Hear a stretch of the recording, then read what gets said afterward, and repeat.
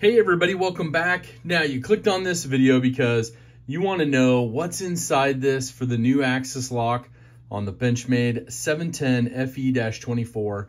Now recently we ran into John, our good friend over at Benchmade. He's going to give us a little insight to it, and then we're going to click back here and we're going to open this up so you can see what's on the inside. So let's shoot over to our conversation with John, and then I'll see you back here to open this up.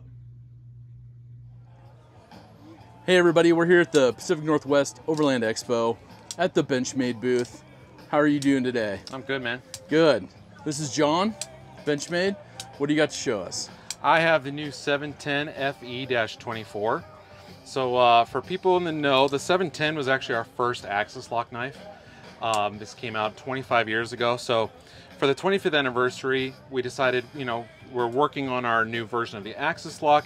How do we introduce that? And we thought bringing back the 710 would be the perfect way to do it. So with this knife, we've got an S90V blade with our flat earth Cerakote. We've got aluminum handles here with this really nice milling that's kind of reminiscent of like premium watches. So Bill McHenry and Jason Williams designed the 710. Bill McHenry was kind of a tinkerer. He really liked pocket watches and things like that. So he was constantly tinkering and doing things with those. So we kind of decided to nod to him with this milling. The axis lock with this, you can see the lock stud is a little bit different. This actually got a little bit of a ramp to it, and the texturing is slightly different. This actually is really nice to actuate. What's new about the axis lock on this is that the springs, and you kind of can see inside here, I'm not sure if you can or not, but the springs are actually still Omega springs, but they are flattened leaf springs. They're hardened and they are integrated into the liner. So nice. What that does is that really increases the longevity of those springs. We tested these out to over 1 million cycles and figured, we stopped testing because there's not really a point of going further. We still had zero wear on the springs after 1 million cycles. Nice. So that's pretty insane. So yeah, we're really excited about this. That will be popping up in the future in more knives. But yeah, for now, 710 FE-24 is our 25th anniversary of the 710. Excellent. Well, thanks, John, for your time. Yeah, of course. And we'll see you soon. Thanks, man.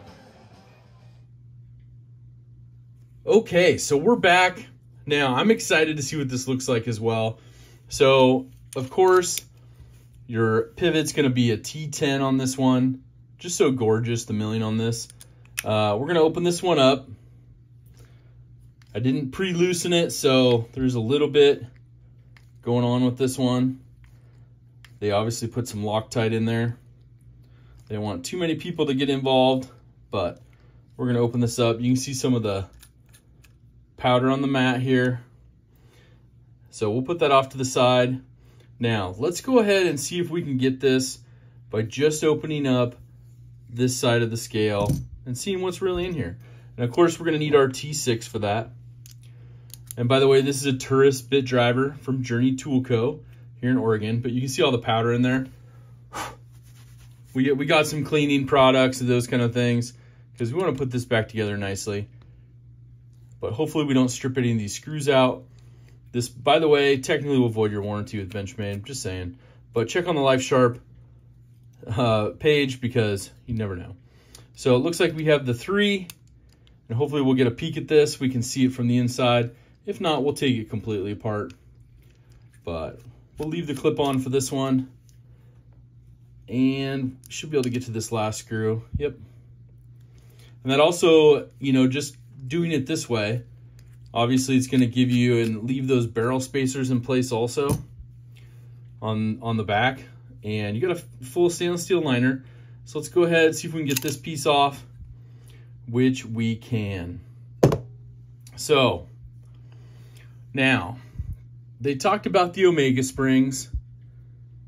They talked about a little bit different on the axis lock.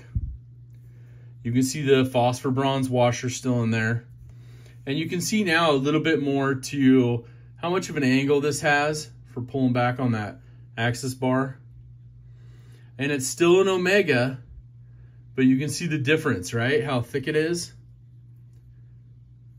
And of course, how it's bent up into here. And you can see obviously how it goes around the crossbar, the axis bar right there. And then we'll just pull it back so you can see how it actuates. Just that little bit right there is all it needs. They said they tested over 1 million times. So I'm guessing this is going to take care of a lot of people's struggles with some of the Omega springs. But let me know down in the comments. Let me know what you think of this. Let me know what do you think about this teardown. There's the inside of the aluminum scale, all sorts of beautiful milling. We're going to go ahead and put this one back together. I used my lock stick paste, something I picked up from Nick Shabazz back in the day. And of course, we're going to clean it up with some alcohol wipes, and we're going to put that Slick-O-Mall on there. Can't beat the Slick-O-Mall. So I'll put links down in the description to those things. Sadly, these are not in production at the time. Otherwise, I would put a link, but I'll put a link to their website so you can check them out either way. But kind of a cool little upgrade to the Access Lock. I would love to see this on like the Bug Out and some other ones that just have a constant struggle with some people in the Omega Springs. But really appreciate John taking the time.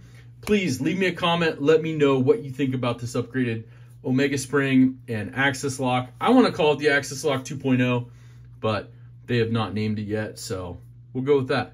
Anyways, make sure to do something kind for someone. #DSKFS. But most importantly, have an awesome rest of your day. Take care.